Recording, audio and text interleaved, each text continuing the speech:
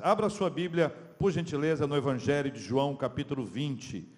Hoje, lendo o Evangelho de João no capítulo 20, lembrando que hoje é domingo da ressurreição, nós estamos celebrando a Páscoa, temos falado sobre a Páscoa desde quinta-feira, o culto de quinta-feira à noite, nós trouxemos os segredos do Getsemane, trabalhamos os aspectos que envolvem o Getsemane. Hoje de manhã nós vivenciamos outras passagens bíblicas já no Evangelho de Lucas. Hoje chegamos aqui ao Evangelho de João no capítulo 20 para conversar com você sobre cura.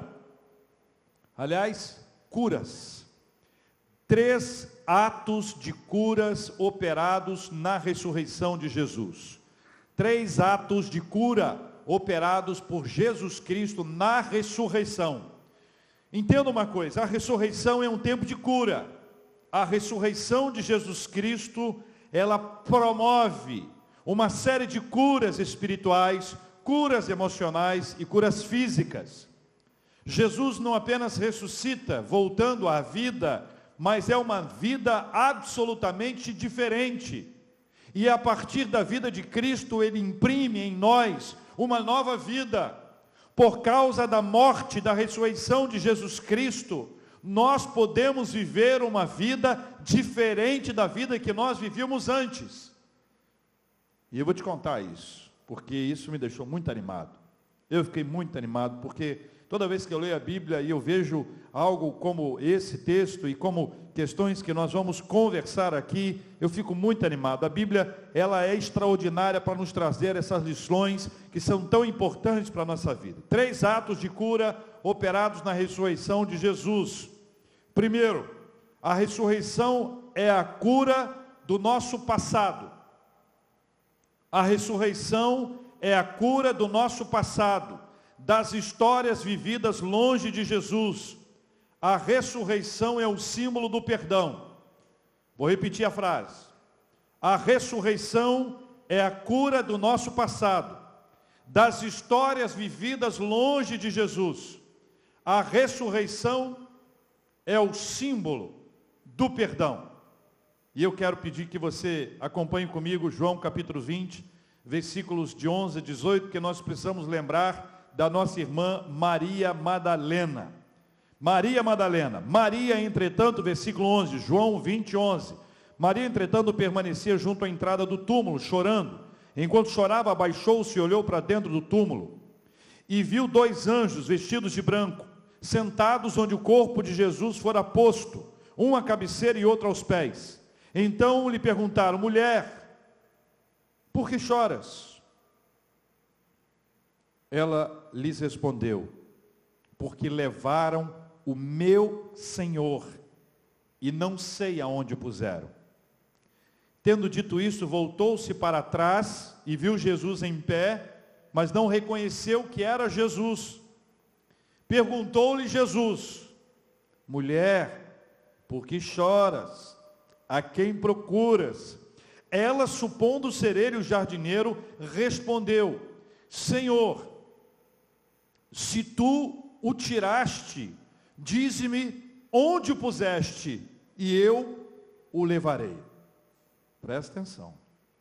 Disse-lhe Jesus: Maria.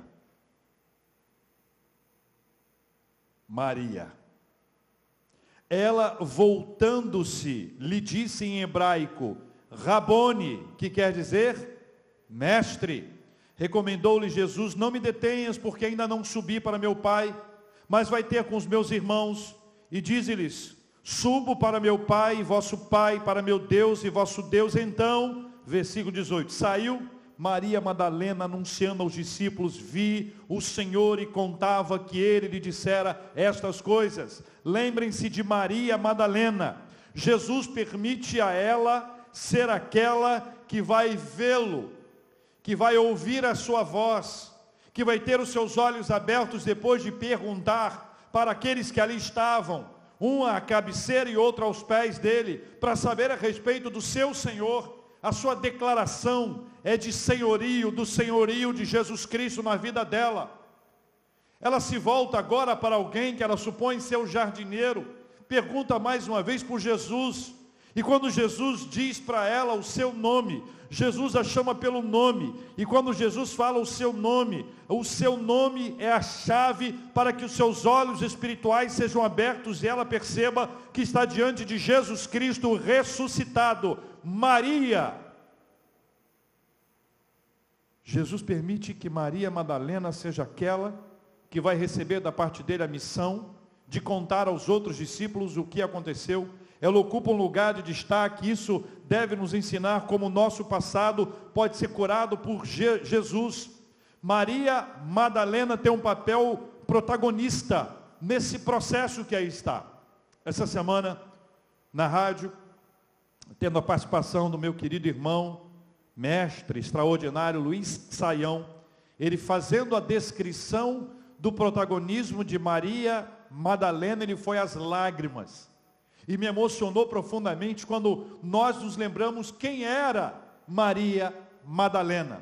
E o que representa na agenda de Deus, no plano de Deus, na maneira como Deus vê a vida e quer nos ensinar, Ele permitir que seja ela, Maria Madalena, a estar aqui segundo o relato de João. Veja, Evangelho de Marcos, marca aí João capítulo 20. Vai para Marcos capítulo 11, por gentileza. Abra a sua Bíblia aí. Você que está em casa, mantenha a sua Bíblia aberta. Aproveite que está em casa. Anota, faça as suas anotações. Pega, publica, multiplica a palavra do Senhor, porque nós precisamos aprender esses relatos importantes da nossa vida, relatos que vão nos ajudar a compreender aquilo que Deus realiza na nossa história. Daqui a pouco eu falo sobre esse texto. Maria Madalena é aquela de onde foram expelidos 7 demônios. A autoridade de Jesus Cristo sobre os demônios é algo inconteste. Houve uma ocasião relatada no Evangelho de Marcos que Jesus foi a Gadara, alguns chamam de Gerasa, e lá apareceu um homem que estava possuído por uma legião de demônios. Uma legião de demônios. E a palavra de Jesus para ele foi absolutamente clara. Todas as vezes que Jesus encontrava uma pessoa possessa, ele não desfilava a sua autoridade. Ele não queria apresentar a sua autoridade para ser exposto diante dos outros e ter ali algum tipo de atenção das pessoas. O seu olhar estava na pessoa, no indivíduo que estava ali sendo possuído. E a ordem que Jesus dá é para que ela seja liberta. E ela é absolutamente liberta de uma possessão demoníaca. Você sabe muito bem o que é isso.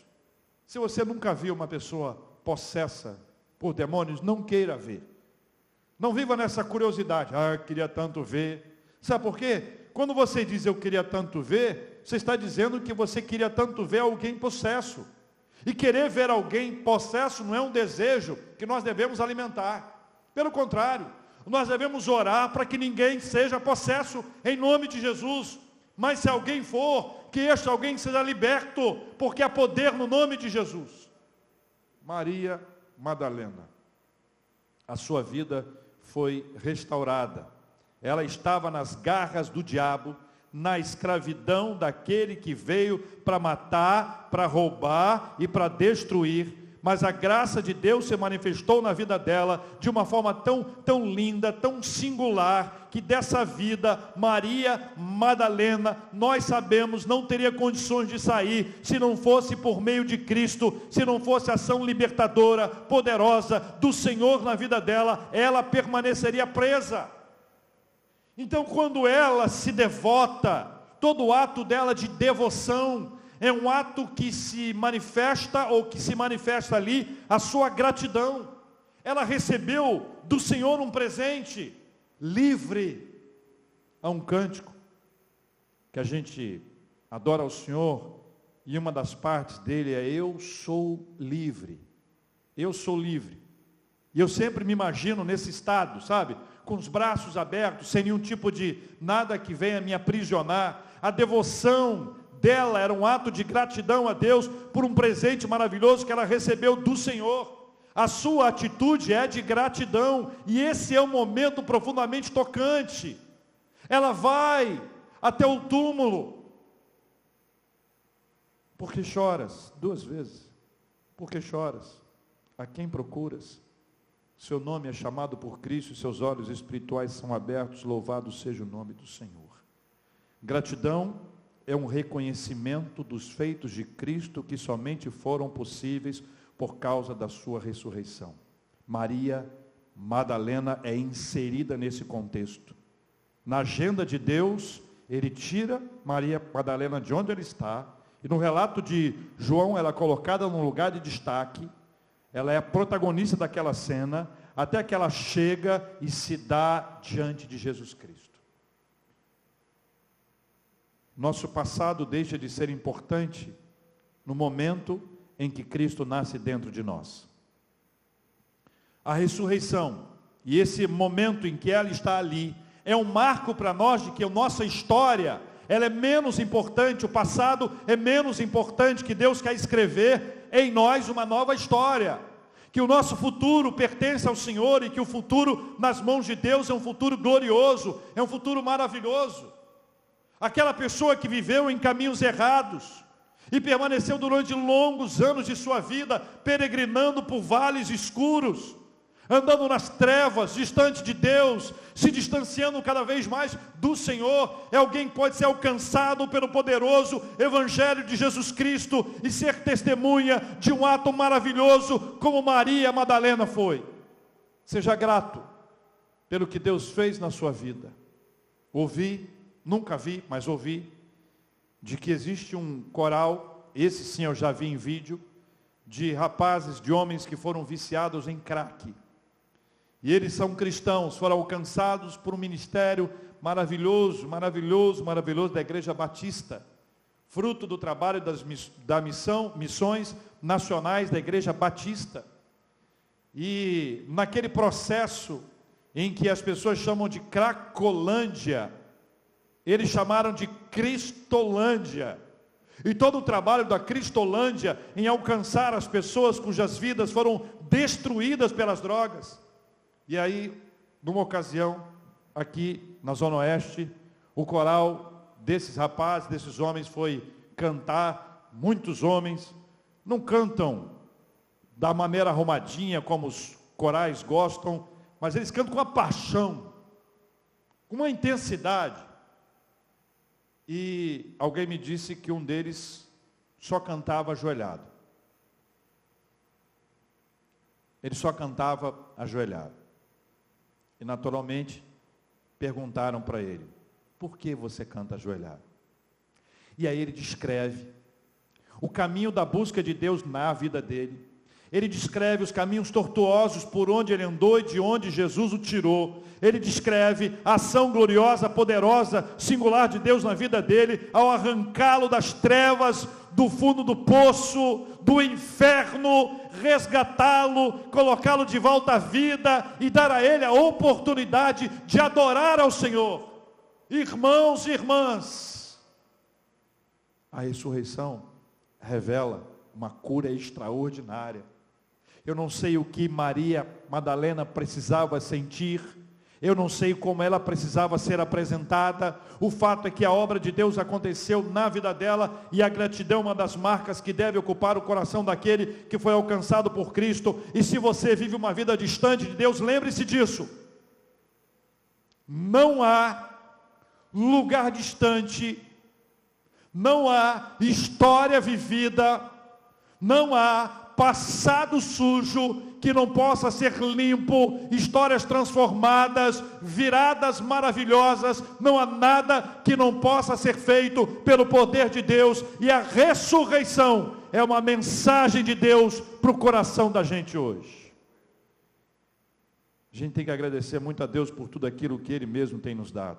A ressurreição é a cura do nosso passado, das histórias vividas longe de Jesus, é o símbolo do perdão. Uma segunda cura que eu queria que você observasse no texto: a ressurreição é a cura da incredulidade. A ressurreição é a cura da incredulidade. É o tempo em que passamos a viver pelo que cremos e não pelo que vemos. E cá entre nós, fica só entre nós dois aqui mais uma vez. Que coisa difícil é isso.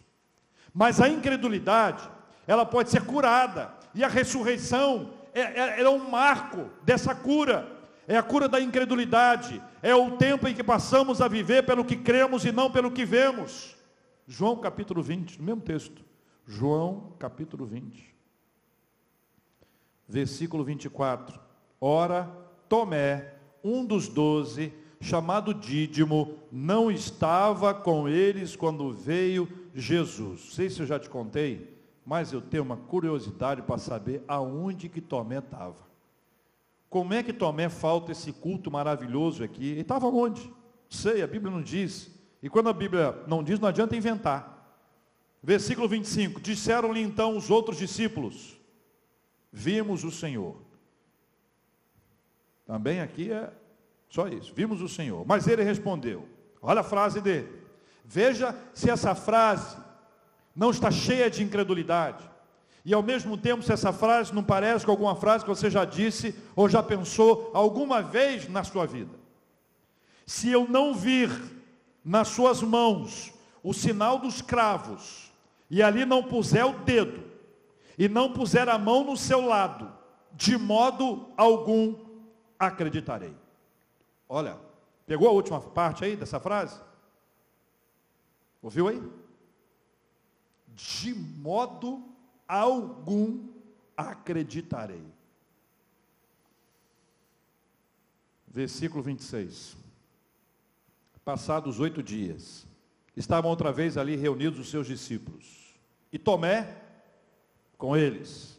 Estando as portas trancadas, veio Jesus, pôs-se no meio deles e disse-lhes: paz seja convosco. Olha o 27, olha como é curioso o versículo 27. Olha como o 27 conecta rápido a esse assunto. Diz assim: e logo disse a Tomé, não vou interpretar não. Põe aqui o dedo e vê as minhas mãos. Chega também a mão e põe-na no meu lado. Preste atenção na parte final da frase. Leia comigo, por gentileza. Não sejas incrédulo, mas crente. Ei, Tomé, cajadada, irmão Tomé. Respondeu-lhe Tomé: Senhor meu e Deus meu. Versículo 29, disse-lhe Jesus: por que me viste, creste? Bem-aventurados que não viram e creram. Bem-aventurados que não viram e creram. Tomé era um discípulo. Tomé havia caminhado com Jesus Cristo. Tomé havia visto Jesus no seu ministério pleno. Ele tinha ouvido o testemunho dos irmãos que disseram para ele: vimos o Senhor. Claro que não é só isso que eles disseram, o registro é esse. João mesmo diz que não dava para escrever tudo aquilo que eles viram.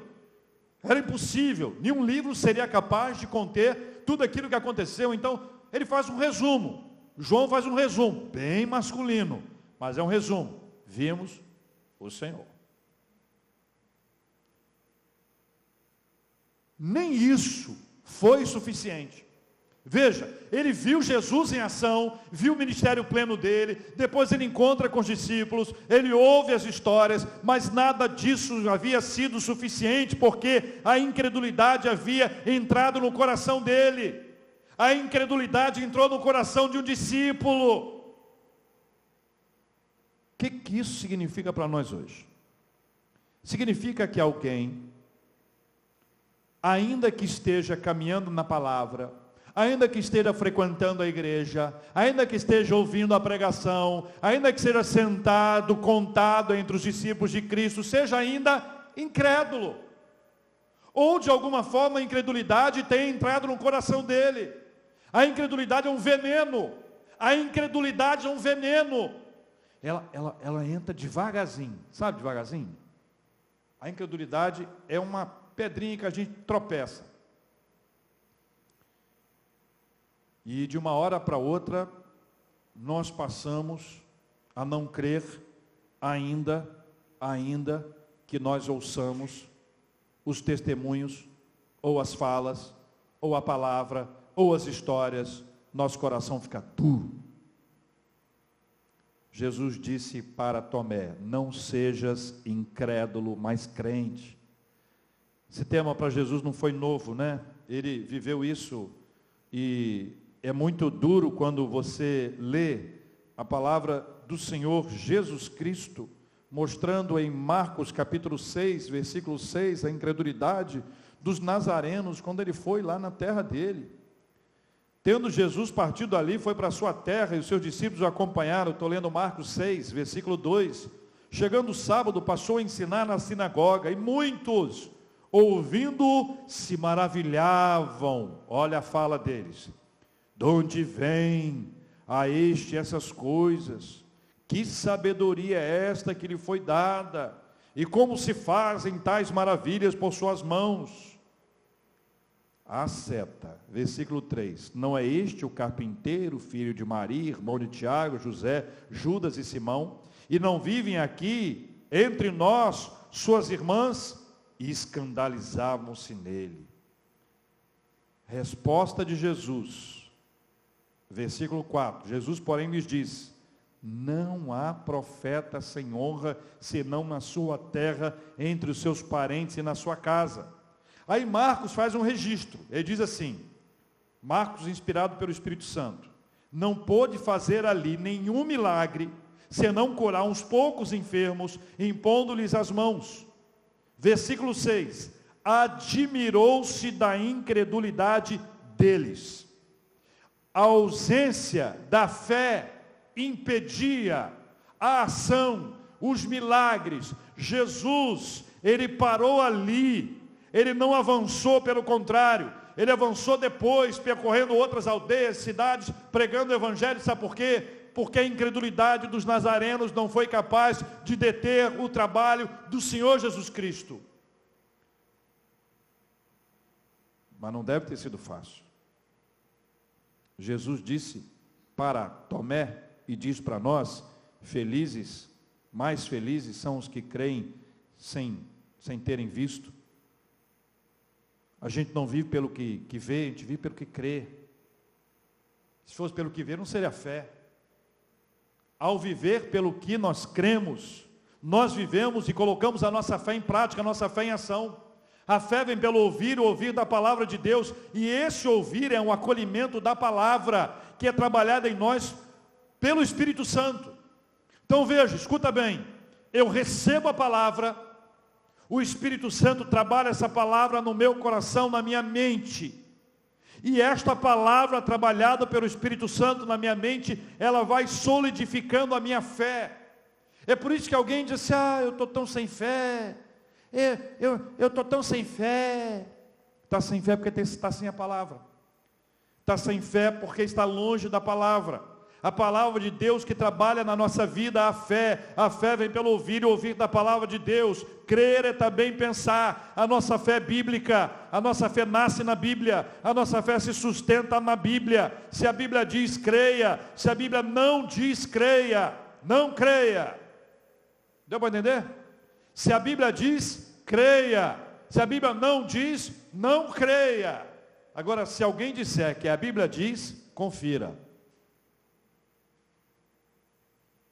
Vamos conversar aqui, entre nós dois, tá bom? Se a Bíblia diz, creia. Se a Bíblia não diz, não creia. Se alguém disser que a Bíblia diz, confira. Vai lá, vê se está escrito isso lá mesmo. A Bíblia é a nossa única regra infalível, inerrante de fé e prática. O liberalismo teológico questiona a autoridade das Escrituras. Nós, reformados, temos como um dos 5 solas, o só é a Escritura. Nossa fé, nossa vida espiritual, ela tem essa trilha maravilhosa das Escrituras. Através das Escrituras vem a fé. A Escritura é a cura para a incredulidade. Quanto mais você conhece a Bíblia, mais você crê. Quanto menos você conhece a Bíblia, mais aberto à incredulidade você estará. É por isso que, muitas vezes, é mais perigoso o liberalismo, que traz inúmeras aberturas estranhas à nossa fé.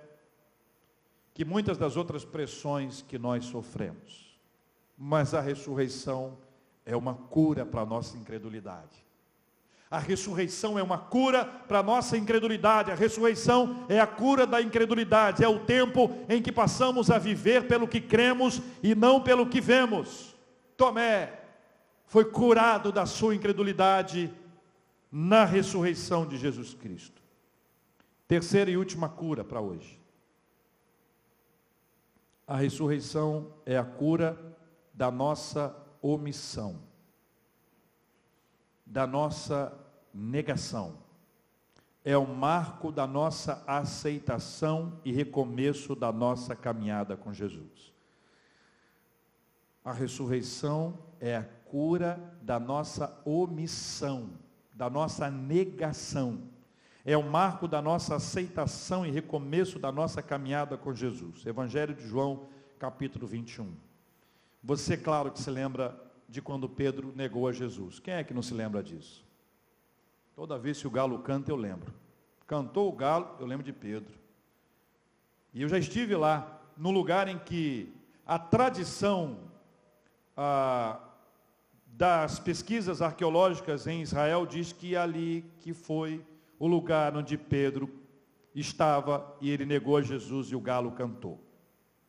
Naquele lugar que hoje a gente chama de galicanto, naquele lugar, é um espaço onde que, ao estar presente ali, eu fui me lembrando daqueles momentos confusos da vida de Pedro, em que ele queria estar perto, mas não tão perto.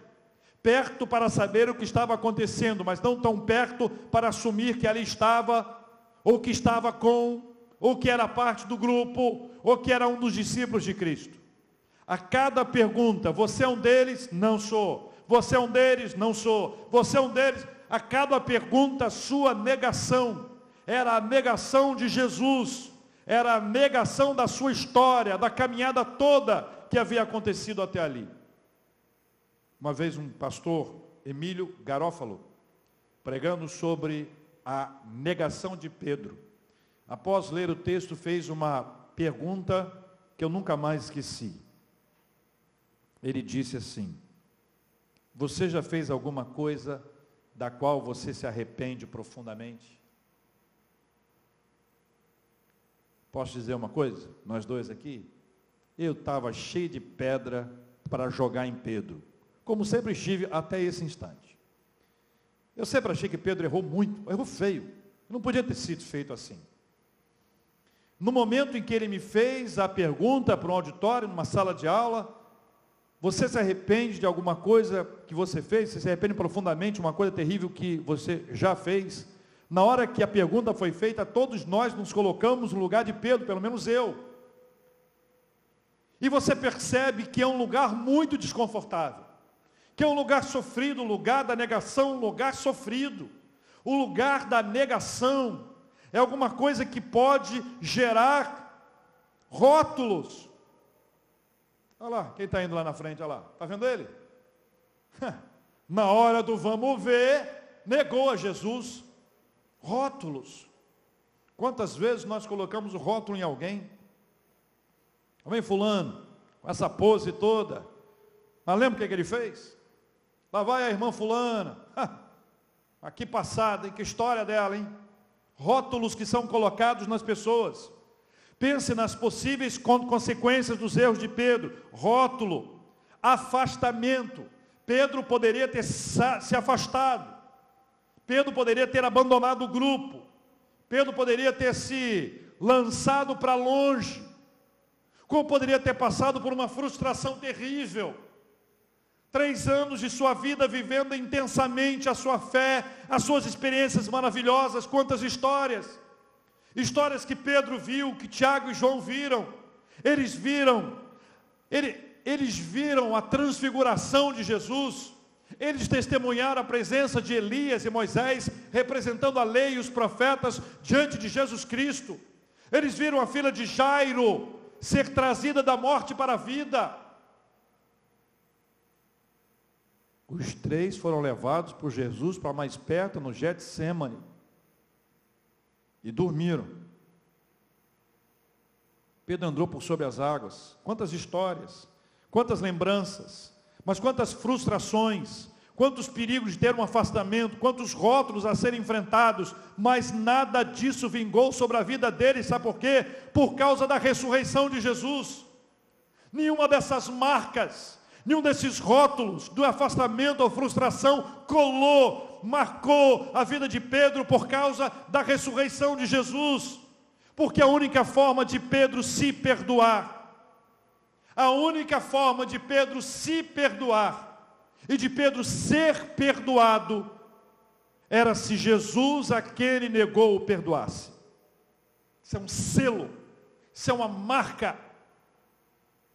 Entenda bem, a única maneira de Pedro se perdoar, a única maneira de Pedro ser perdoado pelos outros, era se Jesus, a quem ele negou, o perdoasse. E o que Jesus faz é literalmente isso.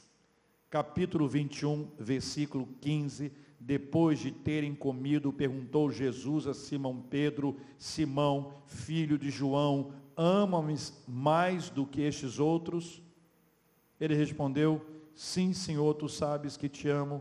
Ele lhe disse: apacenta os meus cordeiros. Guarda isso.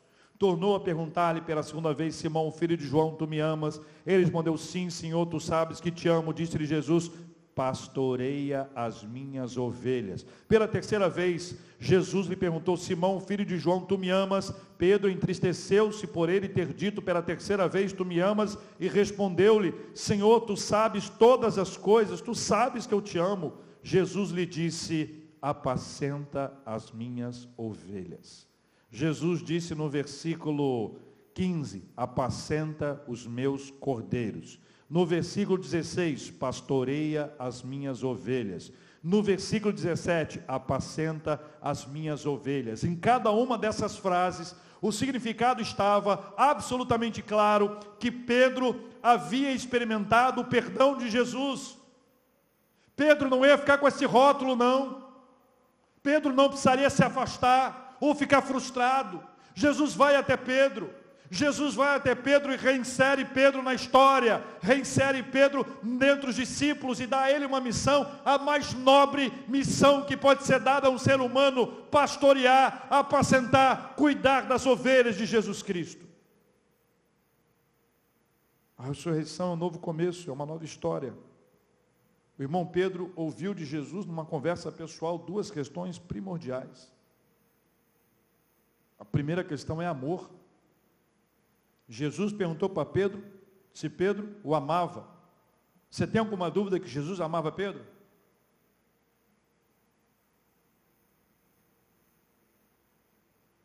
A segunda, ele recomissiona. Jesus insere no coração do irmão Pedro essa paixão pela obra do Senhor. Pedro era integrante de um time de Jesus que o negou diante de muitos. Ele tinha tudo para ser esquecido, todavia a ressurreição de Jesus o fez ainda mais cheio de Deus e do seu grande amor. Jesus contagiou Pedro com seu amor e foi Pedro o primeiro grande líder da igreja. Pedro, o nosso irmão Pedro, depois de estar cheio do Espírito Santo de Deus, pregou para a multidão e várias pessoas se arrependeram e foram inseridas com seus nomes no livro da vida e contado entre aqueles que foram alcançados pelo poderoso evangelho do Senhor Jesus Cristo. O irmão Pedro é aquele que foi preso junto com João e disseram para os dois: não fala mais nada, sai daqui agora calado. Se vocês falarem de Jesus, ameaçaram. E ele disse o quê? Não podemos deixar de falar do que temos visto e ouvido. Importa mais obedecer a Deus ou aos homens. Totalmente reconectado com a missão que Deus deu a ele. Seu tempo de voltar chegou. Jesus está vivo e Ele te chama. Ele te chama. A ressurreição é uma marca para aqueles que se afastaram dos caminhos do Senhor. A ressurreição é um chamado de Deus para a sua vida. É a fala do Senhor: filho, filha, volta para casa. A casa do Pai é o seu lugar. Na minha presença que eu te quero, com a minha palavra sendo ministrada à sua vida. Quanta gente ao longo do caminho foi se desviando, e hoje, pela graça do Senhor, recebe essa palavra e se lembra: a ressurreição é esse marco do acolhimento daqueles que se desviaram do caminho, se omitiram ou negaram a sua fé em Jesus Cristo.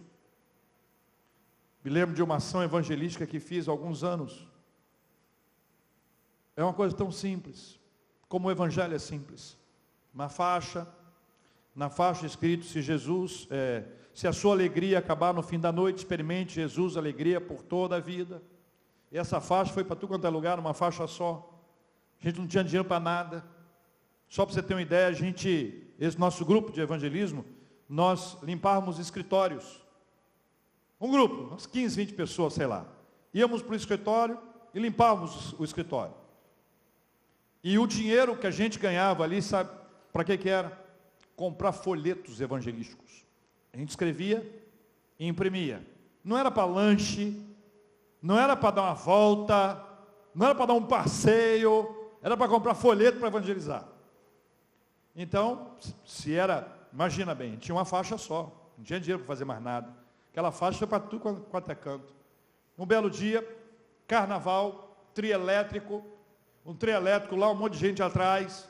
E aí botamos 2 caras doidos, tinha que ser doido mesmo para isso, um de cada lado da faixa, pulando, segurando a faixa, enquanto as pessoas pulavam pela música que estava ali, eles pulavam para que as pessoas pudessem ver a faixa lá distante, mas a ponto de conseguir ver o trio elétrico, as pessoas, e uma faixa que ele não conseguia ler.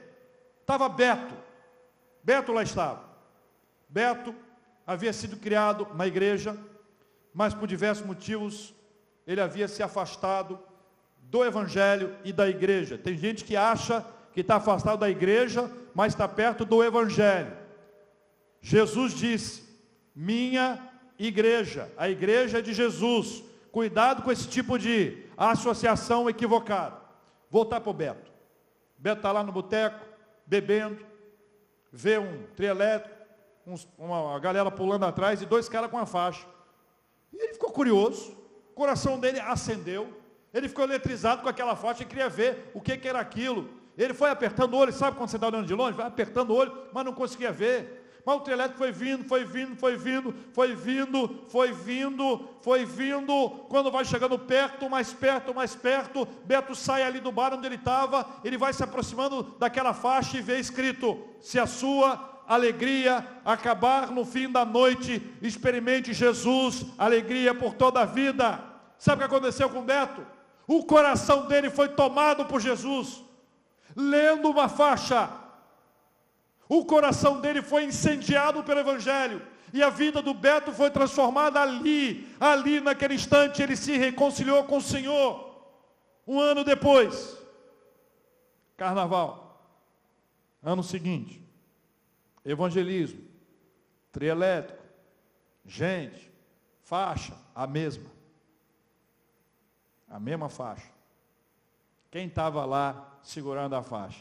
Beto. Nem alto ele era, mas fazia um sentido dentro dessa questão espiritual que aí estava. Ressurreição é a cura da nossa omissão, da nossa negação, é o tempo da nossa volta para Jesus Cristo, é o marco da nossa aceitação e o recomeço da nossa caminhada com Jesus. 3 atos de cura operados na ressurreição de Jesus. A ressurreição é a cura do nosso passado, das histórias vividas longe de Jesus, é o símbolo do perdão. Maria Madalena. A ressurreição é a cura da incredulidade, é o tempo em que passamos a viver pelo que cremos e não pelo que vemos. Tomé. A ressurreição é a cura da nossa omissão, da negação, é o marco da nossa aceitação, é o recomeço da nossa caminhada com Jesus. Pedro. Nós vamos orar juntos agora. Eu quero convidar você, meu irmão, minha irmã, a se lembrar da ressurreição de Jesus Cristo como esse marco de Deus na nossa história. Jesus ressuscitou e porque Ele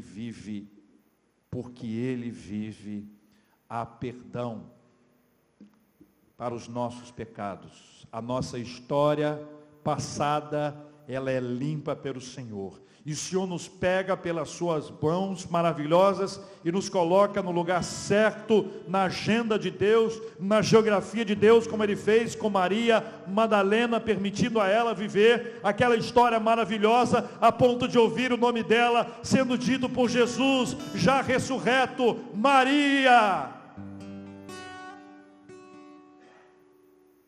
Tomé, Tomé, bem-aventurados que não viram e creram. Que o Senhor cure a sua incredulidade. A fé vem pelo ouvir e ouvir da palavra. A cura da incredulidade está na palavra do Senhor. Dela vem a nossa fé. A ressurreição é a cura da nossa omissão e da nossa negação, nossos caminhos, nossos desvios na caminhada, nosso afastamento de Deus. A ressurreição é um chamado para dizer assim: filho, filha, não quero você longe, não quero você afastado, sobre você não haverá nenhum rótulo, não quero ver você distante do Senhor. Ó Deus, em nome de Jesus, obrigado, porque o Senhor venceu a morte, e a derrota da morte, a ressurreição do Senhor, traz para nós muitas curas. Obrigado porque o Senhor libertou a irmã Maria Madalena da possessão demoníaca e deu a ela a oportunidade de ver o Senhor face a face, ressurreto, e a permitiu ouvir o seu nome, Maria. Obrigado, Senhor, porque o Senhor teve paciência com Tomé e deu a ele uma oportunidade de poder tocar, se quisesse, o que mostra a sua misericórdia com aqueles que criam, mas deixaram de crer. Obrigado, Senhor. Obrigado, Senhor, pela cura para aqueles que se desviaram, saíram da rota, do caminho e negaram ao Senhor, chegaram a dizer que não tem nada com Jesus. Quantas pessoas foram perguntadas: mas você é da igreja? E alguém disse: não, nunca fui. Senhor, nós oramos em nome de Jesus, para que a bênção da ressurreição que gera cura, venha gerar cura sobre a vida de cada um dos nossos amados que agora nos acompanham nesse momento de culto, através das redes sociais. Pai, com o teu poder maravilhoso, opera sobre nós, nos mostrando o caminho pelo qual nós devemos andar, nos mostrando, nos sinalizando a tua palavra e nos permitindo ver o poder do Senhor se manifestando na nossa vida. Cura, Senhor, cura o nosso passado. Cura, Senhor, a nossa incredulidade, cura os nossos desvios, que a ressurreição do Senhor Jesus, lembrada hoje, seja uma marca dessas curas nas nossas vidas. Nós oramos para que seja assim, e que seja sob o poder maravilhoso do Senhor, no nome santo, poderoso e maravilhoso do Senhor Jesus, do nosso Senhor e Salvador Jesus Cristo. Amém.